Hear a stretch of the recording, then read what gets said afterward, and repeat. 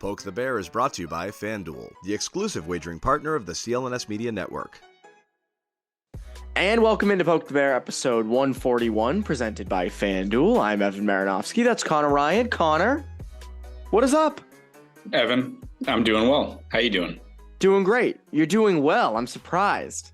After Thursday night. Tough loss. Close game the first two periods. Lots of penalties. Some unfortunate stuff. But alas, tough loss for the Terriers. Hell of a season for the Terriers. They'll be back. Lane Hudson, please don't leave. I don't think he will, but I don't think he will. A lot of great senior class, but they got a lot of talented freshmen coming in. They'll be back. Again, you hate to see it. All of college hockey is mourning today. The fact that BU, the true underdog, up and coming program, couldn't topple the juggernaut that is Minnesota. But again, we'll be back, Evan. We'll be back.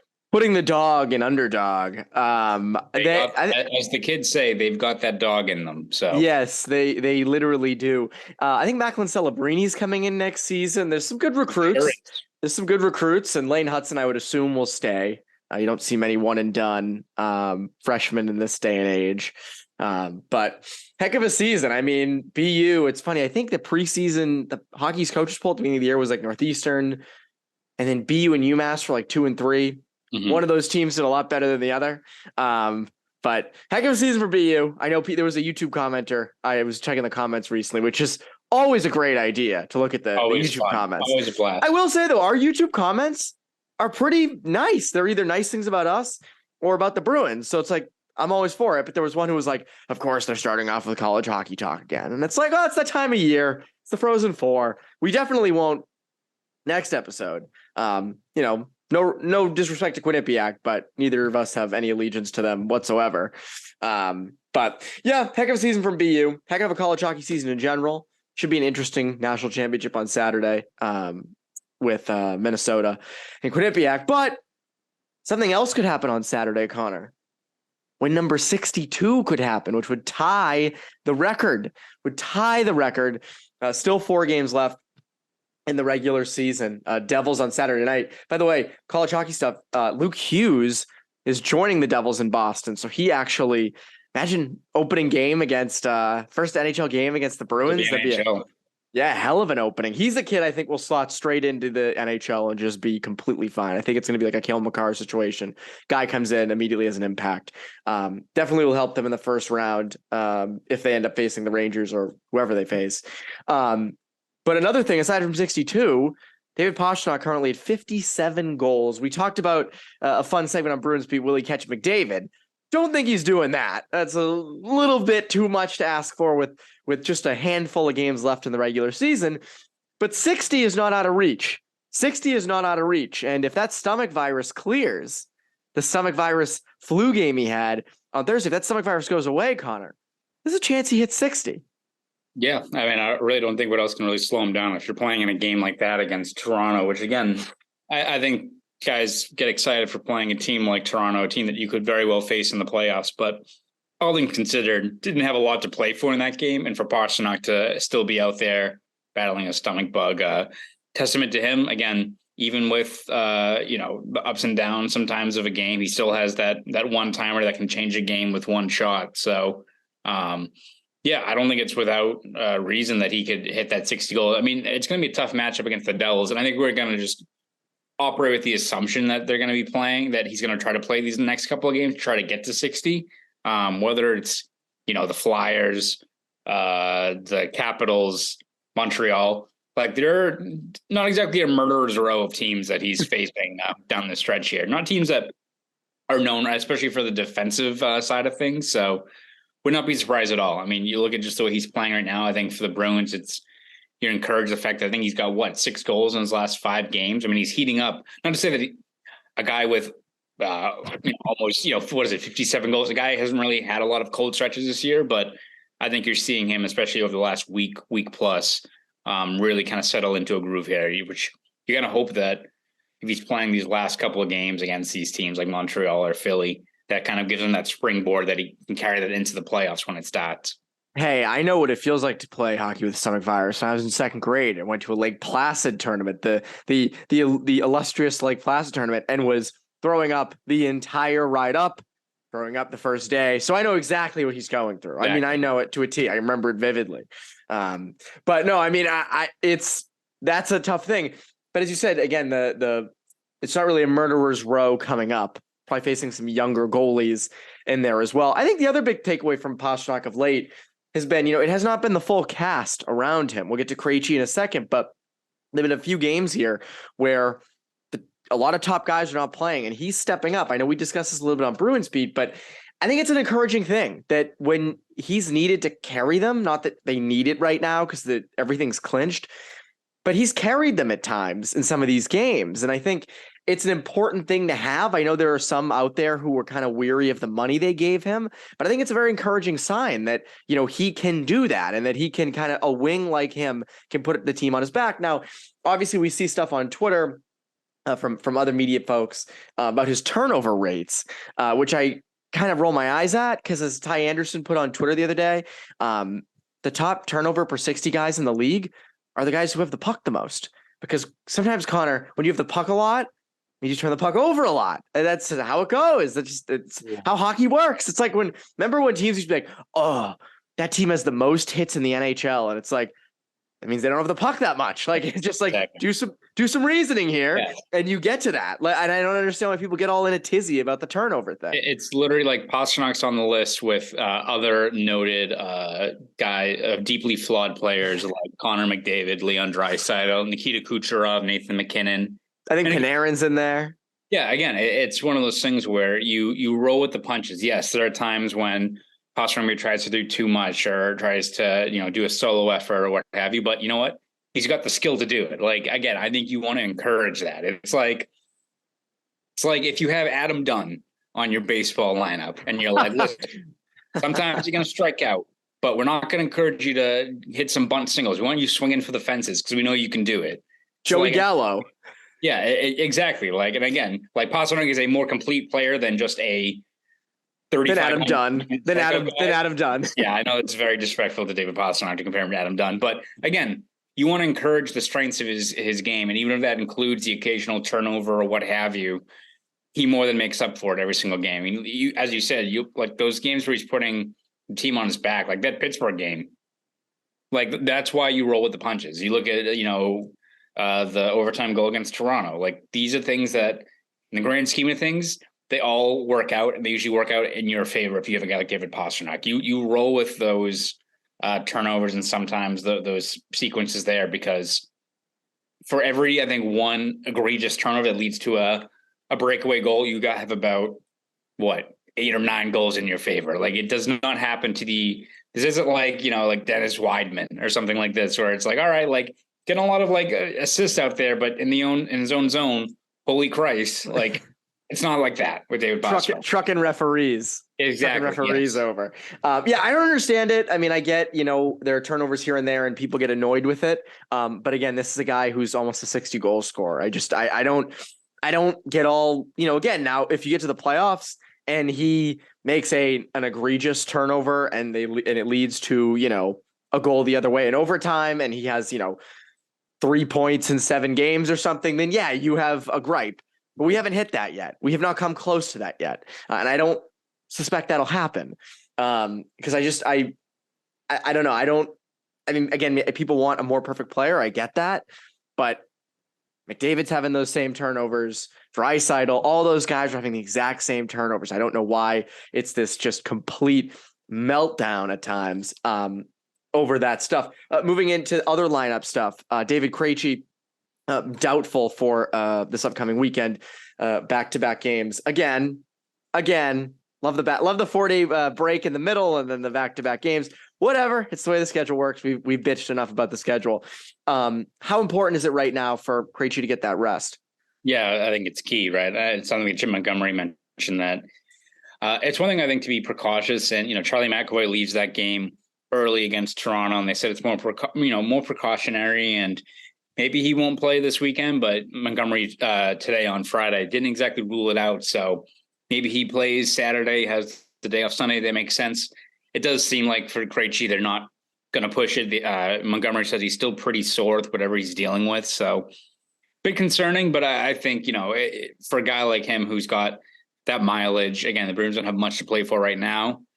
Give him all the time he needs, right? Like shut him down for, the next week and a half and let him recover. Because one, again, don't have much to play for right now, barring obviously the regular season record, but I don't think that's the forefront of their focus at this stage. But also you have a very good backup plan with Pavel Zacha, right? I mean, you look at that game against Pittsburgh, he's the 2C in that game and has 3 assists. Like, you're not having a steep drop off in terms of what you're seeing out of fielding a roster over these final games of the regular season. So I think for the Bruins, it's all about giving him as much rest as possible because you need everyone up to speed and healthy and locked in by the time the playoffs start. One thing we talked a lot about when the Bruins acquired Zacha last year, and then when the Bruins signed Zacha to an extension back this winter, was, is he a potential 2C of the future? There was a guy that we kind of were, maybe he's a safe player. He's a safe bet. He's nothing, you're not,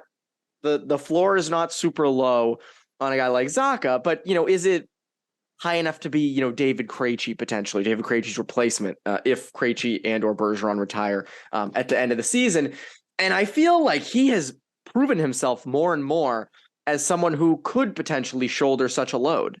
Yeah, no, absolutely. I think he's playing at a high level, and it's something that I think the Bruins have been cognizant about is that, again, they're focusing all on this year, of course, right? Like every move has painted that picture. You look at just like even getting guys that could be rentals like Hathaway and Orlov and Bertuzzi, but you still have to plan ahead. And again, that's not to say that Zacha can step in and be a 70-point guy year in and year out, even though Montgomery said that he thinks he has the means to be a guy that can give you 60 plus if he's entrenched in a 2C role. But what Zacha, brings and having him locked up to that long-term deal, it's one thing the Bruins haven't had in a long, long time when it comes to that kind of looming question about the next wave down the middle. They have options. They have someone that, even if he's not at the same pedigree as maybe a guy like Krejci or Bergeron, he's still someone that, if put in the right spot, is a smart player, really poised playmaker, has a really great shot that they're still trying to get him to use a lot more. Like, he's not a guy that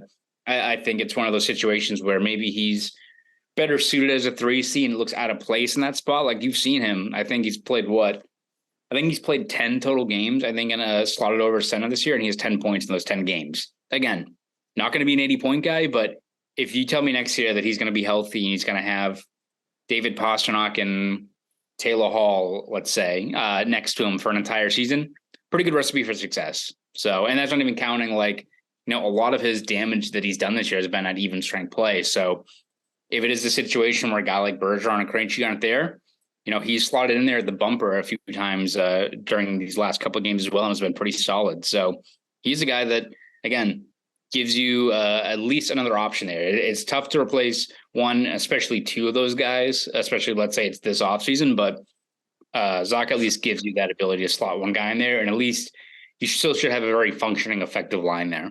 Yeah, again, Zacha right now, 53 points, ranks 5th on the Bruins, right behind Bergeron and Krejci. So, and they're just right above him at like 57 and they're just right there. So again, Zacha's been a solid bet as a potential future 2C. We're talking really solid bets, great bets.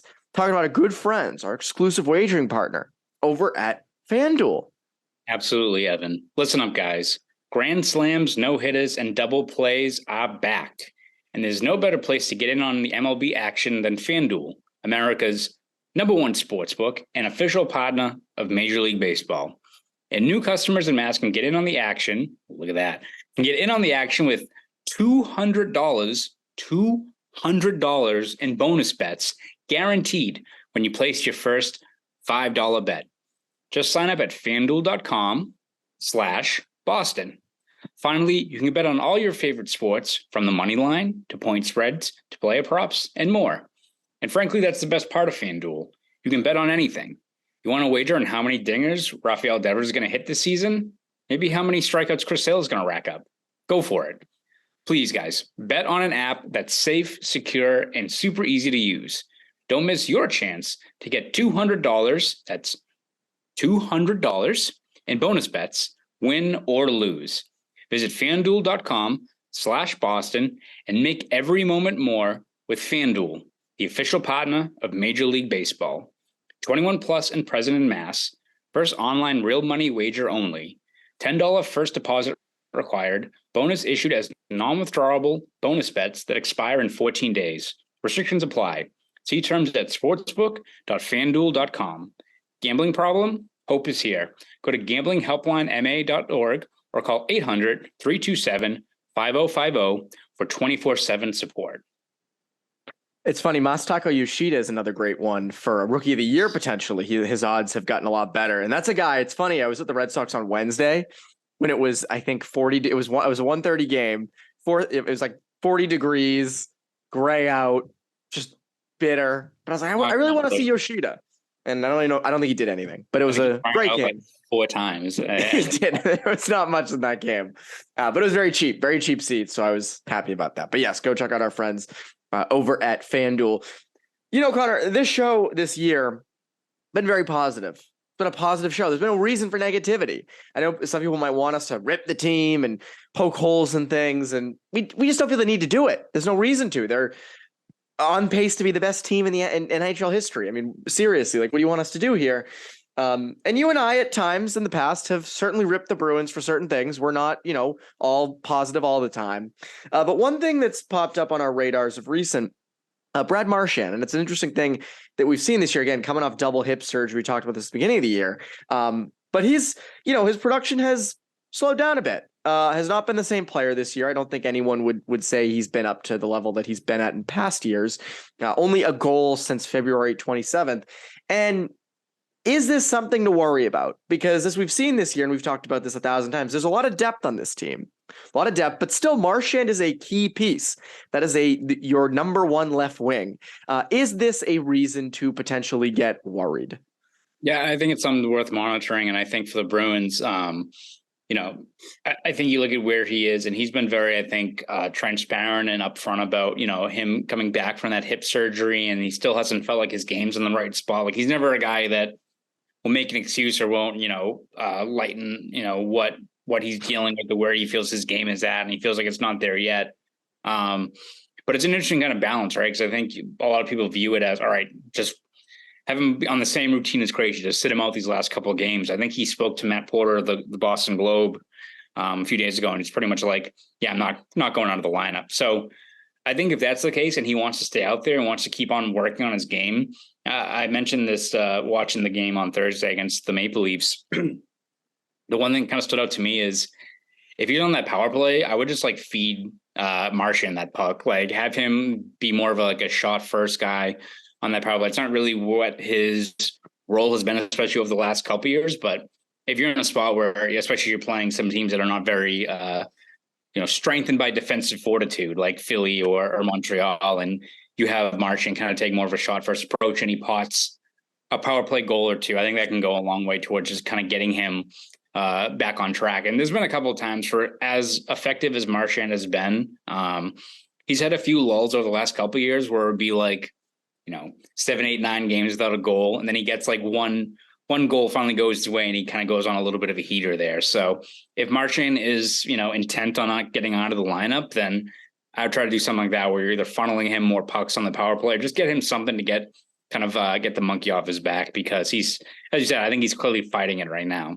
Well, also, it's funny you mentioned the power play. That's something also you could do in the playoffs too. I mean, in a 7-game series, teams are going to try to shut down Pastrnak on that right side. Then you have, Bergeron in the bumper, things like that.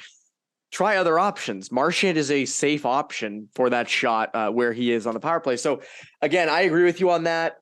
In terms of worrying, I don't think Marchand is, you've gotten this far with Marchand like this. I don't think that, you're going to lose a playoff series because Marchand isn't scoring goals. I think it's also just to play away from the puck, and just when he has the puck on his stick, how good is he at still protecting it? There's obviously been a little bit of slowdown this year, but again, I don't think it's reason to worry fully. But it's not great. You don't really want that. Be nice if he got a little spark in these last couple games going into the postseason. And again, it's Brad Marchand. he ain't going down without a fight. I know that sounds really, homerish, but he's not. I mean, this is Brad Marchand we're talking about. He's not just going to, mail it in the playoffs or anything. He's going to find a way to hopefully for the Bruins to contribute. Speaking of the playoffs, first round matchups, the wild card right now. Whoa. Talk about a crazy battle that the Bruins are very lucky they're not a part of. Islanders, Penguins, Panthers, all battling for a wild card spot and wild card positioning.